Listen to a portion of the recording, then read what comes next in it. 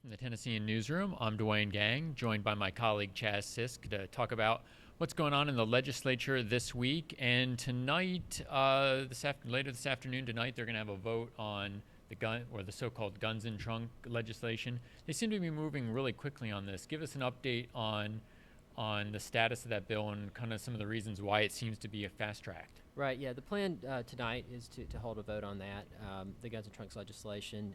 What's really pushing this through the state senate is Lieutenant Governor Ramsey. He's behind this bill. In fact, he's the sponsor of this bill. So he wants to have a quick vote on this year, and it looks like he's gonna get it tonight. Is one of the reasons he wants a quick vote is because this could potentially be, a distraction if it dragged on for a long time for the Republican leadership? Right. I mean, they're eager to show that they're not bogged down in issues like this, especially since they have been debating this for a couple of years now, and it has cost, in the House, did cost one of their top members her seat last year. So they're looking to move quickly and at least try to change the public perception on how much time they're spending on this issue. And one of the things that kind of really bogged that bill down last year was the differences between, or the debate between, business interests as well as in Second Amendment rights. Is that playing out as strong this session as compared to last year? No, not at all. I mean, the business groups still have a lot of problems with the bill, but they don't seem to be getting a lot of traction for those arguments. There have been some changes made to the bill, like there is a provision that says that they wouldn't be held legally responsible for a workplace shooting. Business groups don't really feel like that's strong enough really in court, but it looks like there's going to be a vote on it despite those objections that they have. What are things looking like in the House on it? In the House, they're going to start debate on it later this week. It's in a subcommittee, which is the first step in the House. Speaker Harwell says that she wants a quick vote on it there too. She's looking to put this behind the House, just as Lieutenant Governor Ramsey's looking to put it behind the Senate. So about what time do they head into session this afternoon? Yeah, they go in at 5 p.m. this evening. There's not a lot on the agenda. They may have a vote as soon as 6 on this, so there may be a decision on it. Right, and of course you'll have the latest on Tennessean.com. You can follow Chaz on Twitter at ChazSisk, and of course our politics blog In Session for all the latest on that vote this evening. So Chaz, thanks for taking some time to talk with me today about that bill.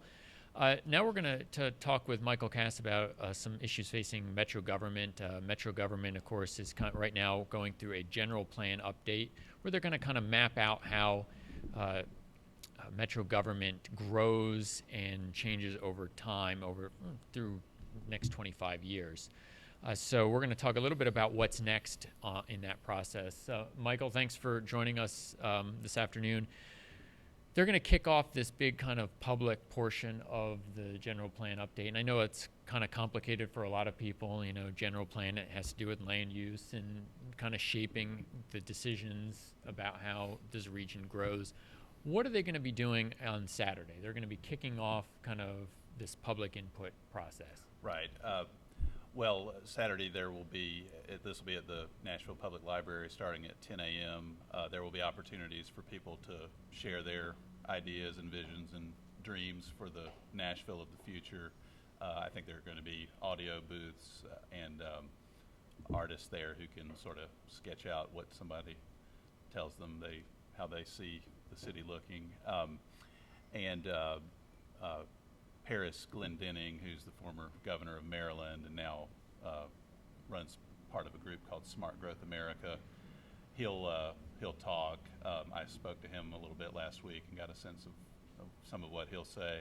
And I think Mayor Dean's going to give a sort of a challenge or charge for what's supposed to happen over the next couple of years. Over the next 25 years, as the region grows, not only do general plans deal with zoning and they deal with growth patterns in terms of development, but one of the things that they're going to be looking at also is kind of the changing demographics of this region, not just Nashville, but the entire region. What are people looking at? What do the projections show in terms of how our demographics are going to be changing? Well, what the Metro Planning team told me is that by 2040, Latinos or Hispanics will be the largest single group within the city at 35 to 37%. With that comes a need to assess, how the city serves diverse populations, how social services get distributed, those kinds of things. So along with land use, this study is going to look at education, the arts, poverty, homelessness, public safety, all kinds of issues. I mean, obviously nothing's going to Right. solve all Sure. the city's problems in one fell swoop, but they're going to try to look at where we are and what we need to do to get better. And the city set up a website for more information about it. What is that website? It's NashvilleNext.net. Mm-hmm. They're also on Twitter at Nashville Next, and also on Facebook. Right. too. So this Saturday at the Nashville Public Library. Right, 10 a.m. is when the event starts. I think the speakers are going to start around 11:30 and go to 12:45, and then the event will continue until 1:30. Okay, great. Of course, for all the latest on that, you can go to Tennessean.com. This concludes our weekly look at politics in Tennessee. I'm Duane Gang. Thanks for watching.